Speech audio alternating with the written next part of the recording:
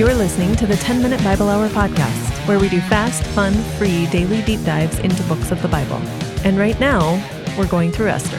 Hey, my friends, it's Matt. This is the 10-Minute Bible Hour podcast, and today is the last little bit of the book of Esther that we're going to be looking at. Now, don't get any ideas, because we're not flipping over to Nehemiah just immediately. There's wrap-up stuff. There's big picture things that we got to look at, including seeing what we can learn about what happened to the characters and how stuff shook out right after this historically.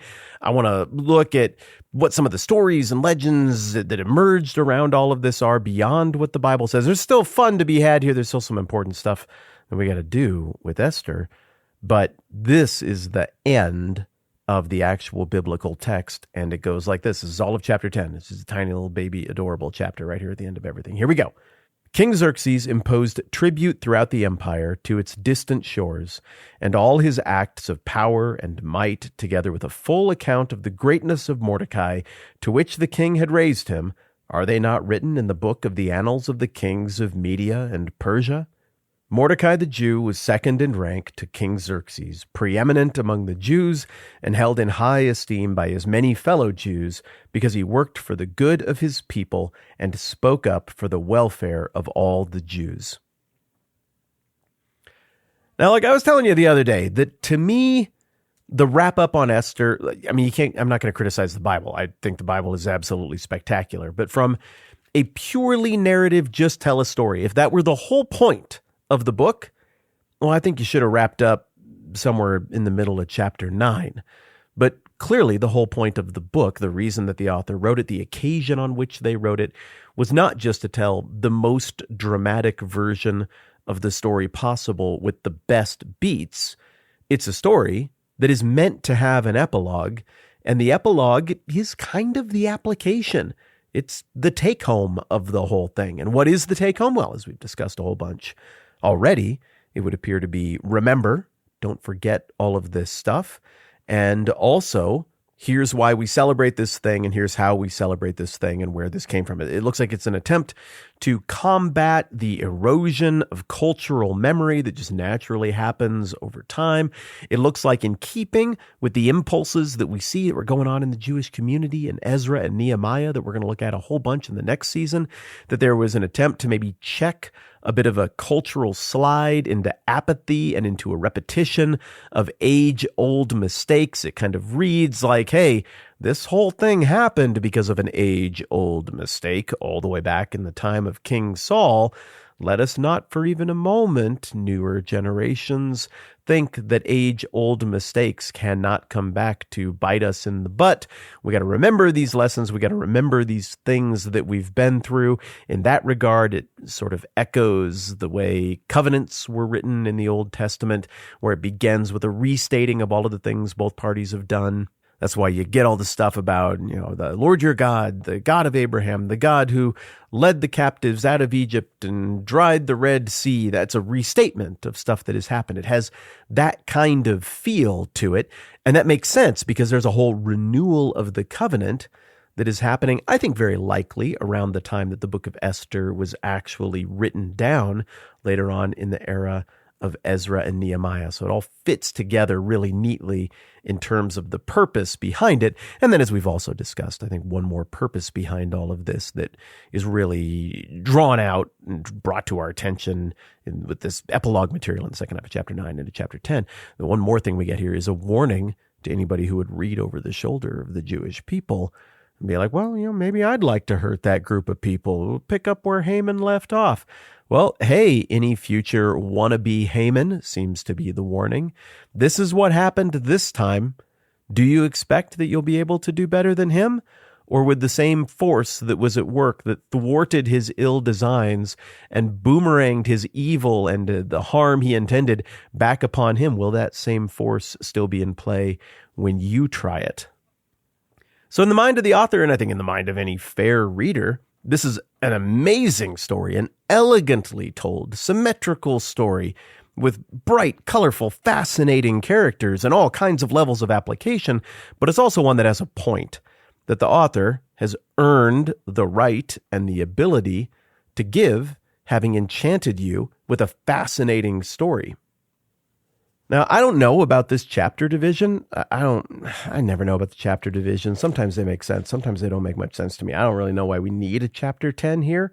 It seems like it would make sense to me to just still call that chapter 9, that paragraph that I just read to you. But I don't know exactly what the tradition is behind this chapter break. Obviously, the chapter breaks are something that we trace to a certain point in history.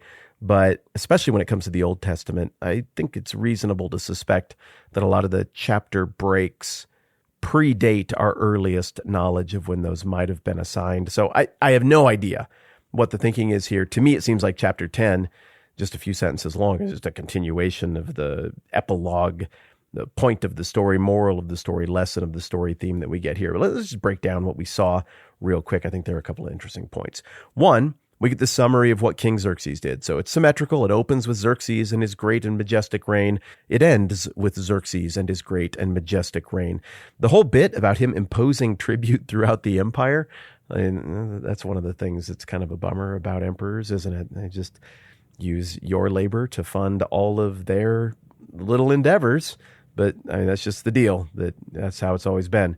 And so this is held out not as being a mark of a great thing to do necessarily. I think it's value neutral. I think rather it's an expression of his power. We're talking about a Xerxes who didn't just claim ownership over all the corners of the world. We're talking about a Xerxes whose ownership over the whole world and authority over the whole world is demonstrated in the fact that people believed in that authority enough that they gave him money when he said to give him money, which is a very good indication of actual power and actual authority, because that whole bit there in verse 1 of Esther chapter 10 is all about propping up the authority of Xerxes to say that like, whatever he actually did, he's a really important guy, he's really well known, it would be written down, and you could go and look all this stuff up in this story. And indeed, that is how they round out the thought in verse 2 with the bit about how the annals of the kings of Media and Persia, which would have included all kinds of stuff about Artaxerxes and then Darius and before him Cyrus and all the things that we've talked about that went down, included in that robust history that would have stuff about Greece and eunuchs and court intrigue. It would also have stuff about Mordecai and this little episode with Haman and Esther as well. And it's kind of interesting to me because if we wrapped up at the end of 9, it would feel more like Mordecai and Esther together are the heroes, and they are exemplary. They're the metaphor, the model, the example. But chapter 10 seems to go out of his way to say that Mordecai effectively was the one who ruled from here on out. Maybe he had more actual lived power than Esther ever would. And that during this time, things were right. They were good. They were noble. This is what good leadership could do for you. Mordecai the Jew was second in rank to King Xerxes, preeminent among the Jews, and held in high esteem by his many fellow Jews, because he worked for the good of his people and spoke up for the welfare of all the Jews. Now, woven into there is another little hint about an exhortation to unity for the audience that is actually reading this. Now, I say another hint because back in chapter 9, I think there's a hint here with all of the clarification about the means of celebrating Purim and what day it should be celebrated on. It seems like there's a conciliatory tone being struck by the author here to try to say, whoa, we got some unnecessary, silly mounting tensions here, friendly fire. This is crazy. We're supposed to celebrate this as a glorious victory that we share together. Look, this is where it all came from. Let's get along over this. And then here again, the idea that all the Jews held him in high esteem. So there wasn't this weird quarrelsome division or anything. Everybody had moral clarity because they had all emerged from the flames at the same time. They had all endured this great threat. They had all faced the abyss, and they had all seen a God who maybe they imagined was done with them while they were in exile, who maybe they imagined only did amazing things in the past, but they had seen not really a miracle happen. There are no miracles recorded in Esther in an overt sense, which is unusual for narrative books of the Bible, especially the Old Testament. But no, instead, what is recorded is a series of events so unlikely as to result in a complete reversal of fortune from what should have been to what ended up being. And it seems like the author of this book really wants to chase that feeling. Hey, rather than doing the blamey thing where we all get after each other again. The same spirit that caused us to divide our kingdom in half way back in the day after David and Solomon were in charge. Instead of bickering and fighting and shedding each other's blood and undermining each other, let's use this as a little bit of a reset and appreciate what God has done for us as we look to the distant past and the recent past. And let's move forward renewed and with a new way of thinking about each other and our relationship with God and the world in general. And indeed, those themes are heavily on display in the books of Ezra and Nehemiah.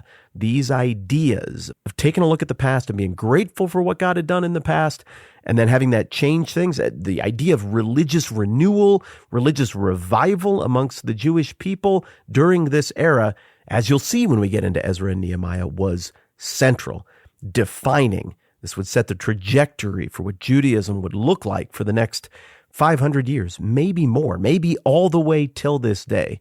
And so I think it's very important as we get down the home stretch here to say, all right, well, why is the author giving us all of this extra stuff? Well, there's those purposes we talked about earlier, remembrance, a warning to anybody who would oppose them, and an exhortation toward peace amongst people who might celebrate this new holiday a little bit differently, to explain where the holiday came from, and to highlight the reliability of this story and the reality that stuff was really good when this Jewish guy, Mordecai, ruled in a good way, and there was unity during that time, and that is something we should aspire to moving forward. In that regard, Mordecai could almost be viewed as a completion of a very famous prophecy that you probably heard of, and that I think we've talked about before here, and we'll discuss how that all fits together as we begin the process of looking back on the book of Esther next time around. I'm Matt. This is the 10-Minute Bible Hour podcast. Let's do this again soon.